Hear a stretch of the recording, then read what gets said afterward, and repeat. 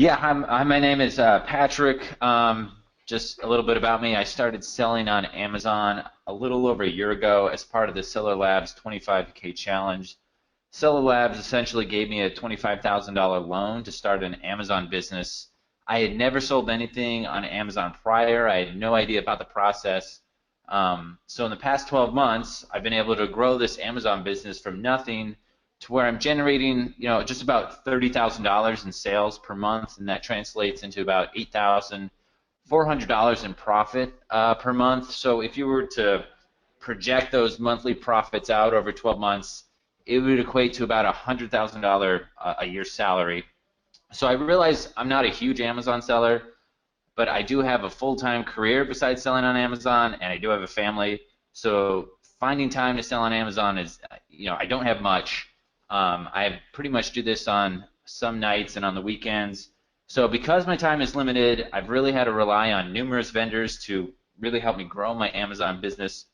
And one of those vendors includes Shapiro, and they've helped me with one of the things I think is the most expensive, time-consuming, and honestly like scary things, which is to sell on Amazon, and that's logistics. So with that, I'll pass it on to Shapiro.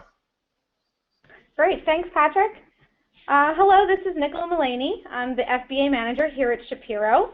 Shapiro is a third-generation family business that has been serving the logistics community for over 100 years.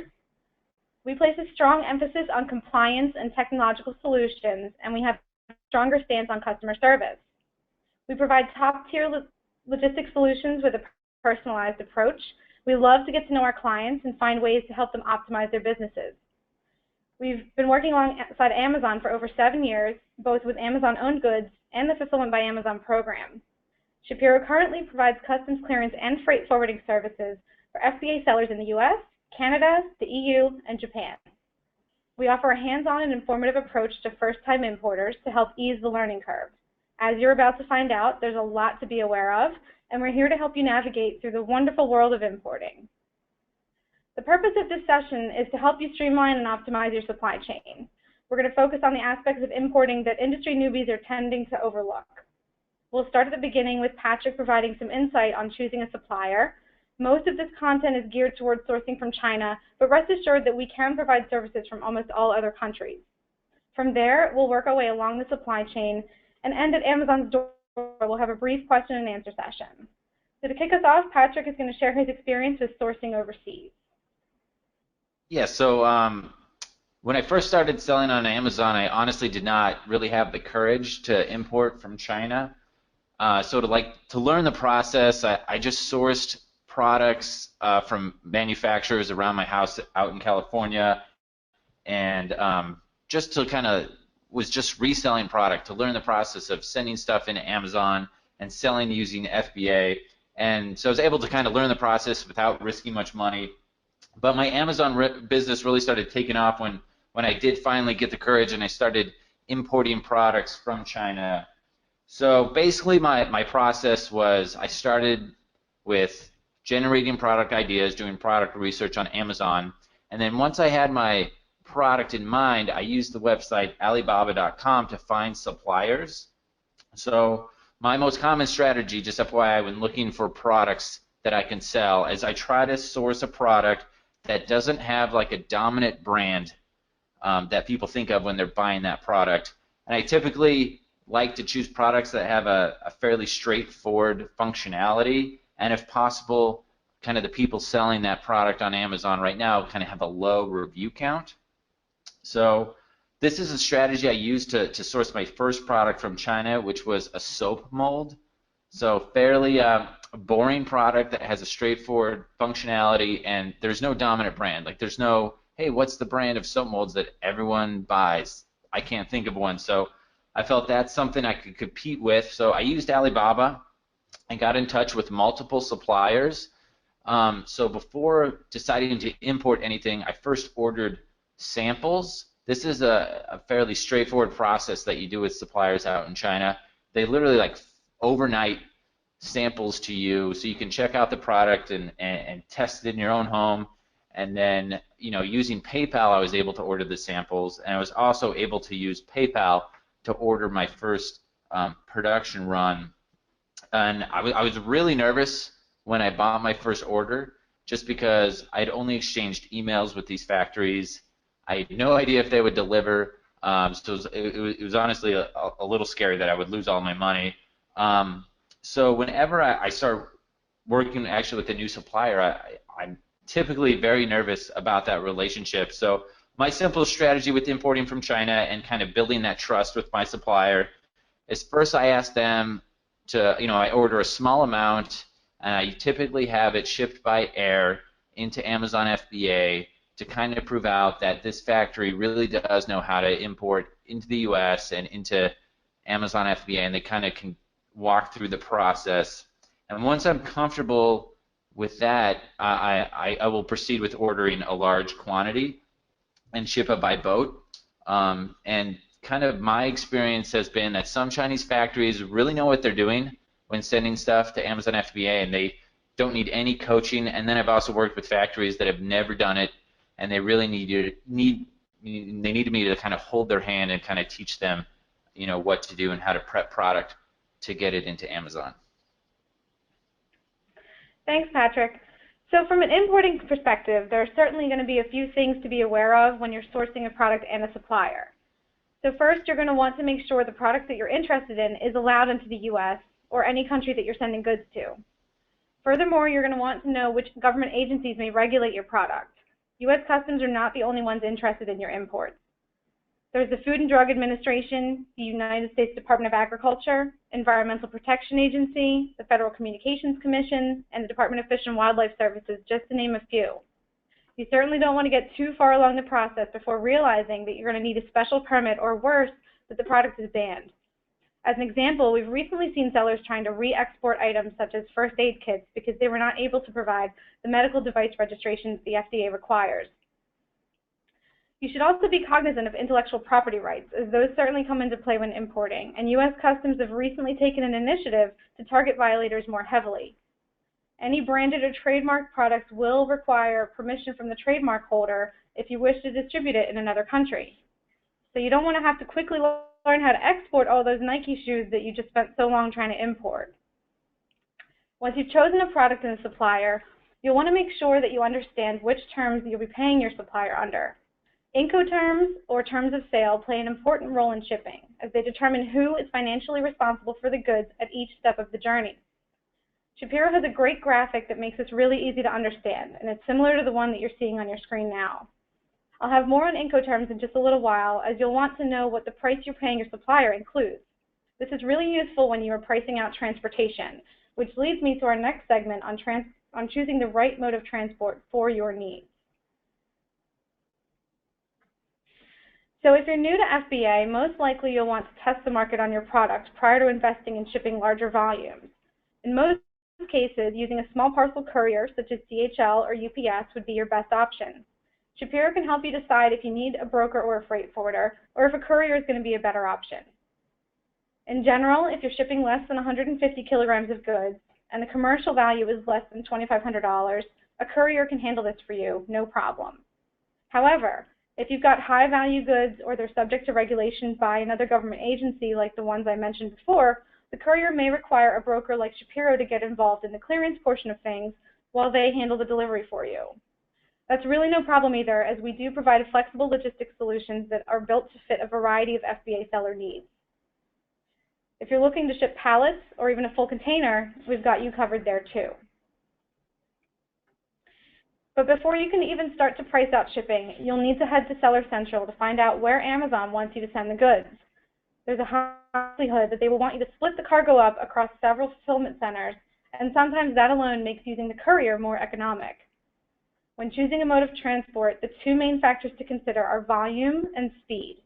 How much freight do you want to send, and how quickly do you want it to get there? In general, courier shipments are going to be the cheapest and fastest method, but only up to a certain size. After that, your options are air freight or ocean freight. With ocean freight, you can choose less than container load, also known as LCL, or full container load, which is also known as FCL. With less than container load freight, your goods will travel along with other people's cargo, which is great because you can share the cost of the container. However, this mode does put you at more risk for customs exams, which I'm going to get into in a little bit later. If you're able to get volume discounts from your supplier and Amazon isn't limiting your inventory capacity, shipping a full container may be a way for you to decrease your cost per unit. Full containers come in several sizes, but the most popular are 20-foot and 40-foot boxes. In general, you'll need a volume of at least 20 cubic meters to make shipping a full container worthwhile. Once you know where the goods have to go and have a rough idea of which method you'd like to ship by, then it's time to get a freight quote. Patrick, can you share with us how you optimize your inventory by shipping using different modes?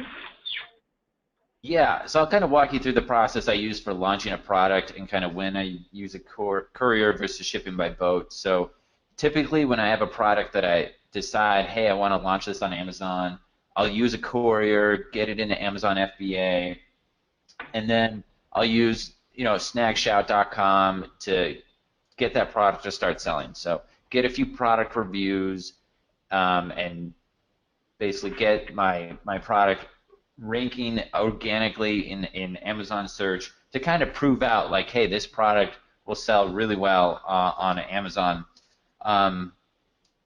So I might break even or even lose money during that process because shipping by courier is more expensive per unit than shipping by boat. But I'm basically risk adverse to spending a whole bunch of money and importing thousands of units that I can't move on Amazon. So once I kind of learn that, hey, this product can really do well on Amazon, that's when I decide, hey, move away from the courier, and I work with Shapiro to say, hey, I want to bring over a large volume of product to where it's much more cost effective to do that by boat.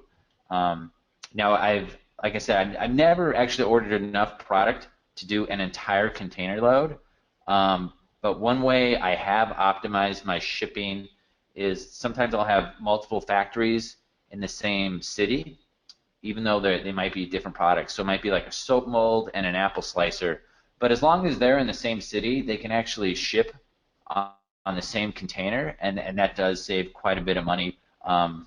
But really, one thing I found helpful, since I'm not an expert in logistics and I have to do 100 other things when selling on Amazon, is that I really do like to outsource my logistics and basically just tell Shapiro, you just fill out these forms and Shapiro can take it from there and they can optimize your shipping for you as long as you qualify, as long as your factories can kind of send all your product to the same port. They can make sure that you're getting the best deal possible if you can ship as much product on a single container as you can. Okay, so in terms of quoting and pricing, now that you've heard all the ways to ship, we need to talk about that. Shapiro has a freight pricing team that's dedicated to Amazon shipments, and as we know the ins and outs of Amazon shipping, we're happy to provide you with a few different quotes should you want to compare air versus ocean, or maybe speedy versus flow, or perhaps you'd even like to analyze the cost-benefit of utilizing Amazon's inventory placement program. In this program, for a fee, you can avoid Amazon splitting your cargo into 2, 3, or even more destinations, which may provide cost savings on the logistics side of things. Keep in mind, though, Amazon may still transship your goods to multiple fulfillment centers before making them readily available in the marketplace. So in order to provide an accurate quote, we'll need some specifics on your cargo. As Patrick mentioned, we have a simple PDF form that you'll complete that will provide us with all of the details that we'll need to get you a customized quote. Unfortunately, flat rate estimates are not a good idea when it comes to freight forwarding, so details matter. If you're planning to use a courier, pricing that type of transport is much simpler. We'll need to know where we are collecting the goods, and that will depend a lot on your terms of sale, or Incoterms. For example, if you're buying on FOB terms, that's free on board, then your supplier is handling taking the goods to the nearest port and clearing export customs for you. If your terms are Ex Works, the supplier relinquishes responsibility once the goods are packed, and it will be up to you to get it picked up and exported. Shapiro has agents in just about every country that we partner with to handle this portion of the journey. We'll need to know the number of cartons you wish to send, as well as their weight and dimensions. Amazon has very specific receiving requirements, and Shapiro is happy to rework your cargo to configure it on the correct pallets to ensure proper delivery. In our experience, most overseas suppliers are unable or unwilling to follow Amazon's instructions. In order to provide pricing for this service, we have to know exactly what we're dealing with. So you may be thinking now, sure, I understand that you need a lot of information, but how soon can you deliver my goods to Amazon? In order to determine when your goods will be available for your customers, you'll need to consider a few different factors. While we can provide you with port-to-port transit times, there are a few elements of the import process that can cause delays. You'll need to consider that customs and other government agencies may hold your cargo for document review or even physical examination. This may cost you a few days as well as a few dollars, depending on the type of exam performed. As a new importer, it would be wise to cushion a few days into your lead time to allow for an exam. More on that in a little while. Another factor outside of your control is the delivery date. Amazon designates the appointment, and there's really no way to change that. It's advisable that if you have urgent freight that you let your forwarder know as soon as possible. Our pricing team can offer rates for expedited services in most areas. We'll touch on the specifics of the delivery process a little bit later. Another key factor will be the cargo ready date, and that will depend entirely on your supplier. Each quote we provide will indicate departure frequencies from the mode of transport that you chose. For most ocean freight, there's going to be 1 or 2 weekly sailings. Your cargo must be ready several days prior to the sailing date in order to make the vessel. So when you're planning your lead times, please consider that as well. The earlier you let us know about delivery deadlines, the better we can help you make them. And speaking of deadlines, it's important to be aware that most ocean freight quotes are only valid for 30 days. Rates are always fluctuating, so if your cargo is not ready to go by the time the quote is expired, we'll need to update the rates. Depending on the time of year, you could see some savings, but if it's peak season, you could see increased costs. Air freight rates are more volatile, so these quotes are valid for even less time. Also understand that if we've quoted delivery, those rates may expire by the time the shipment is actually ready to go to Amazon, and we can't always control that. The trucking market is becoming more and more unpredictable, and while we do everything in our power to stabilize rates, you as the importer need to understand this premise and plan for it. We're here to help you do just that. Patrick, can you describe the quoting process that you experienced? I mean, once again, I just kind of want to compliment Shapiro on this because they've made the quoting process really easy. Essentially, after submitting all kind of my details about my shipment that I get out of Amazon Seller Central, I get an email back fairly quickly in a day or 2 days with a quote, and I either approve it or reject it. And I basically can take that quote and compare it to, if I were going to air freight it rather than ship by boat, is it cheaper? Typically, obviously, if you're shipping a lot, shipping by boat is cheaper. But they basically, for me, I don't want to worry about logistics. So for me, just giving my kind of information over to Shapiro, getting the quote back in 48 hours, it's been really easy and really helpful to deciding what the best choice is for my business. Great.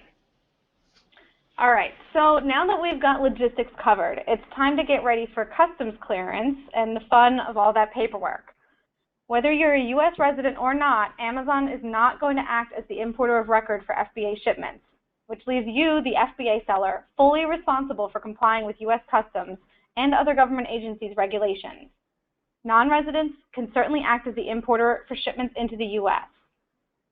Importing should be looked at as a privilege and not a right, and although it can be tedious at times, all importers must be willing and able to provide any information that customs or government agencies require. In order to act as the importer of record, the first thing you'll need to do is to purchase a U.S. Customs bond. The bond, at its core, is essentially U.S. Customs' way of ensuring that they receive payments for duties and taxes on all imports. Shapiro offers an annual or continuous bond, which will allow you to import for 12 months. We discourage the use of one-time or single-entry bonds, as they are generally not cost-effective and dramatically slow down the clearance process. Bonds are required for all sea freight shipments, even if the value is under $2,500. If you ship with a courier, in most cases a bond is not required. However, there are exceptions, so we do suggest checking with us before you ship anything. Along with the bond, you'll need to provide power of attorney, which enables us to perform customs business on your behalf. We also have terms and conditions of service agreements that we ask you to sign, and we have an optional credit application should you choose to apply. Please be aware that for any importers without credit, all of these transportation, duties, and tax costs will be due up front. Most of this paperwork is only completed once, so don't worry about doing it multiple times. So after that, after the initial onboarding paperwork is completed, it's time to look at what the commercial documents that pertain to your specific shipment will look like. When you import to the U.S., you must declare the true commercial value of the goods you are intending to sell.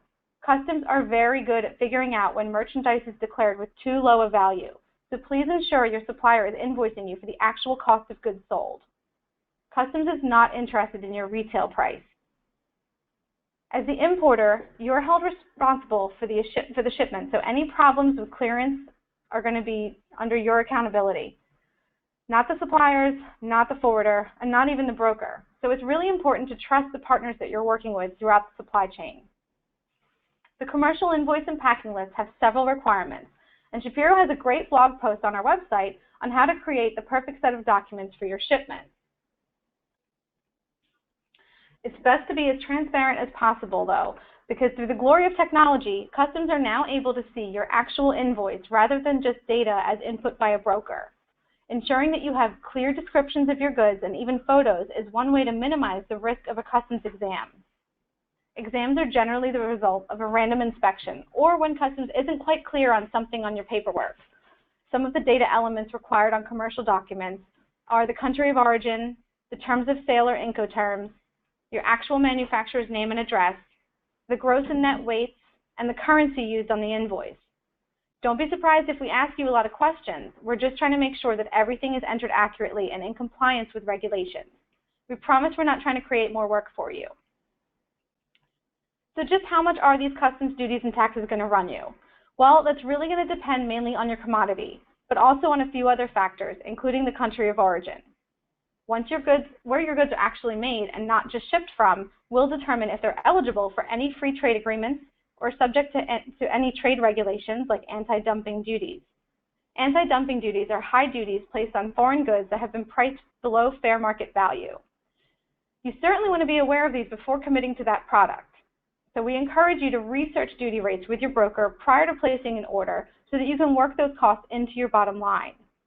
Duty rates can be complex, and you want a licensed broker classifying your products for you, not a random website.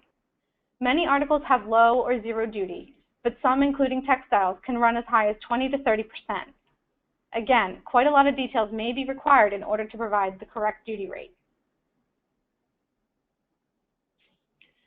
So now that I've been mentioning customs exams throughout this session, as they are an unfortunate reality when it comes to importing, you may first ask yourself, why would my freight be flagged for an exam? And why me and not that guy over there? To be honest, customs doesn't really disclose the examination information to the trade community due to national security risk. What we do know is that elements such as the shipper, importer, tariff number, and country of origin are all taken under analytical consideration.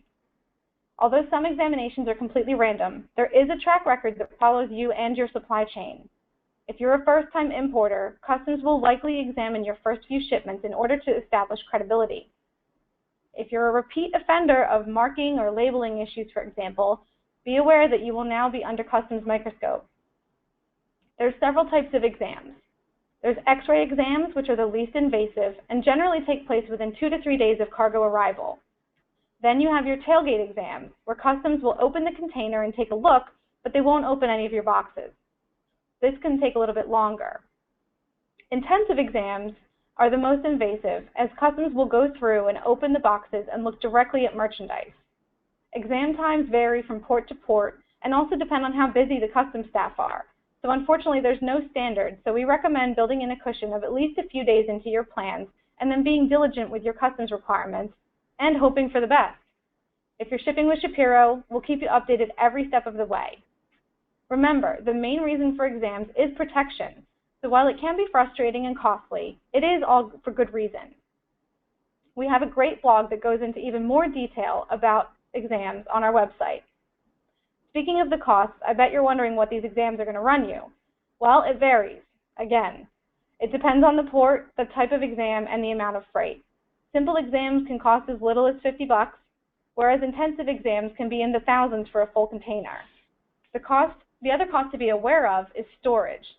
You would think that the ports and the carriers would be understanding when it comes to customs holding your freight, but you'd be wrong. There are some cases where you will be charged demurrage, better known as storage, even though you have no control over the fact that your cargo is unable to be picked up from the pier. It's unfair, but it's a fact, and that's why we want to prepare importers for this unfortunate reality. As importers, you are responsible for the costs associated with an exam, and Customs does provide a regulation spelling this all out. It's the Code of Federal Regulations 19, and it states that U.S. Customs and Border Patrol has the right to examine any shipment imported into the U.S., and it is important to know that the importer must bear the cost of all such cargo exams. The importer shall also bear any expense involved in preparing the merchandise for the exam and in the closing of packages. Patrick was fortunate enough not to undergo a cargo exam on his shipments with us, but not everyone will be so lucky. So with all this going on, I'm sure you'd like to hear that there's an easy and free way to keep updated on all of your shipments, and you're in luck.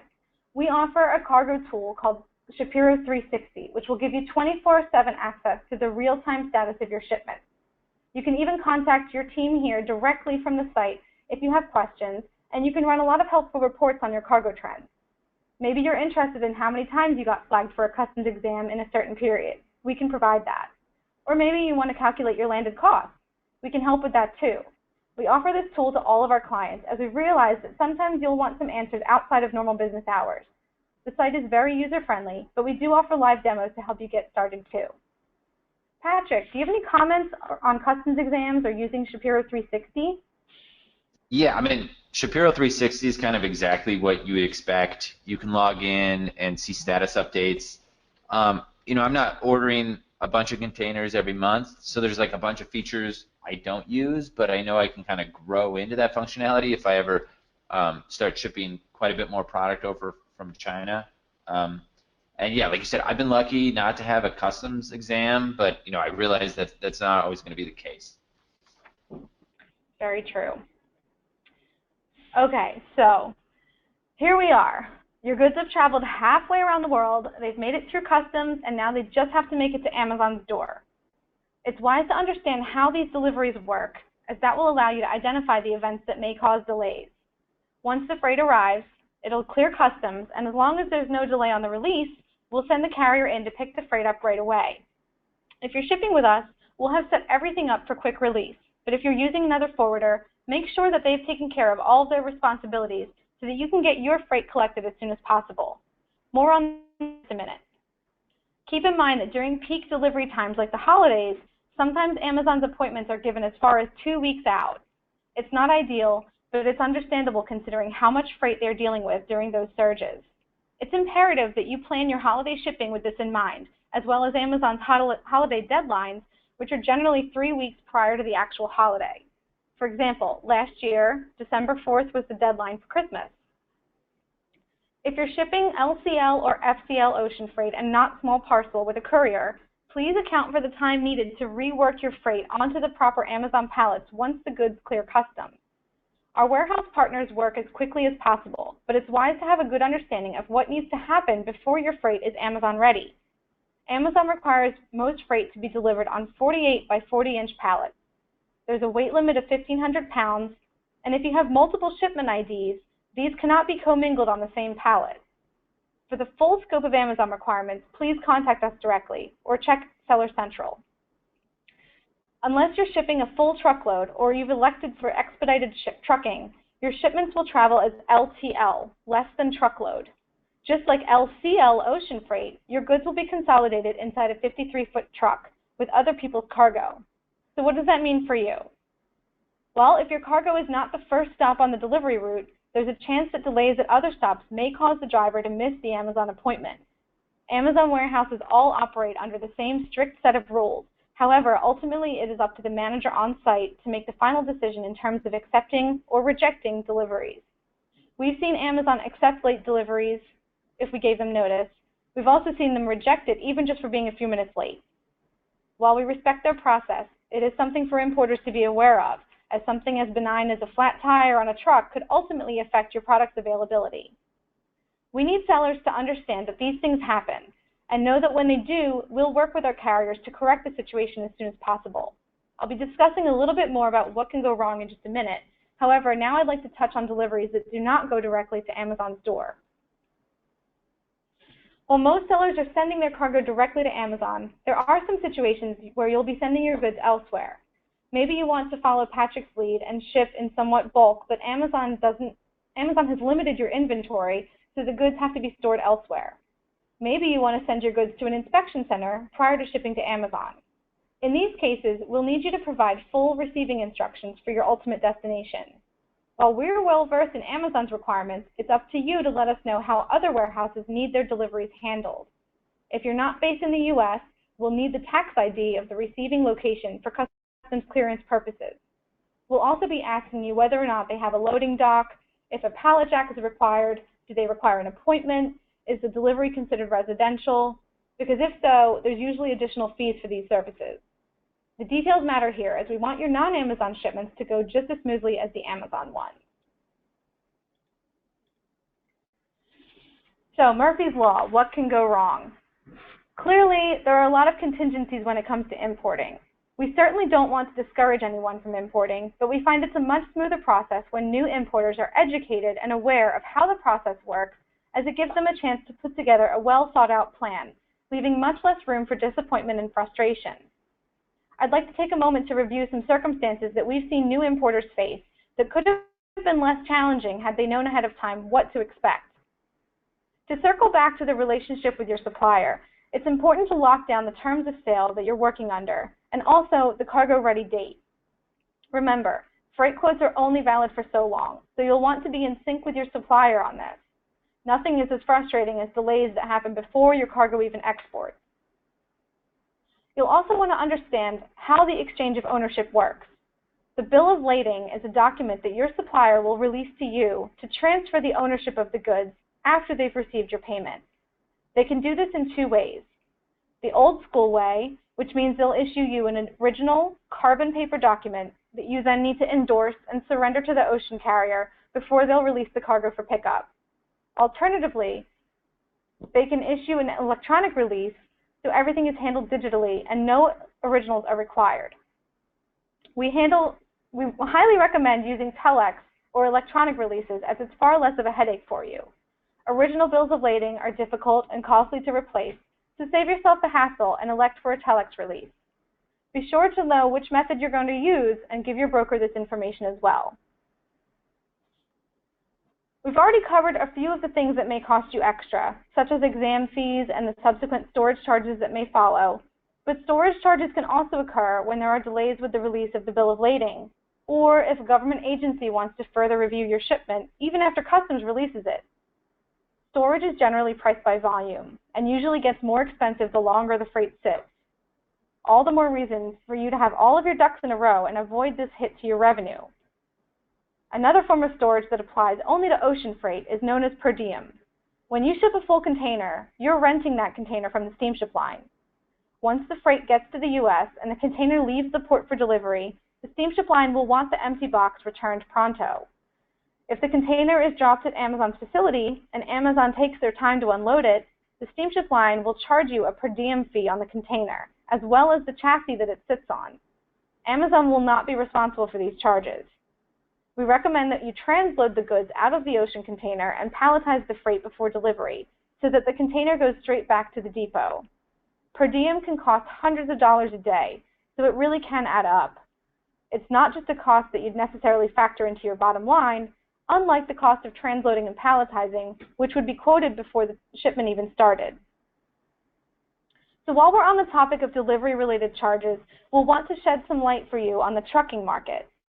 As I mentioned earlier, when you're getting a freight quote from us, we'll include the delivery rates, but by the time the cargo actually reaches the US, the rate may no longer be valid. In most cases, the cost remains the same, but recently the trucking market has become more volatile. You may recall the labor strike that happened on the West Coast last year, and that certainly had an effect on domestic trucking as well. Thanks to some poor infrastructure planning, the US ports just cannot handle the volume of cargo entering the US, and the backlog can be catastrophic at times, just as it was last year. The woes of the truck drivers made national news last summer, and you might remember hearing stories about how the congestion in the piers was causing drivers to lose money. Drivers get paid by turns, and when there's congestion, they simply cannot make many turns per day as they're stuck in long lines at the pier. The only way these drivers can continue to earn a fair wage given the circumstance, is to charge for wait time, much like a taxi driver charges you when you're stuck in traffic. In general, drivers will allow you 1 to 2 hours at port pickup and at Amazon's warehouse before they'll charge an hourly rate for their time. This charge is commonly known as detention. It's generally around $75 an hour, but it does vary by carrier. There's two types of unloading procedures that the carriers provide.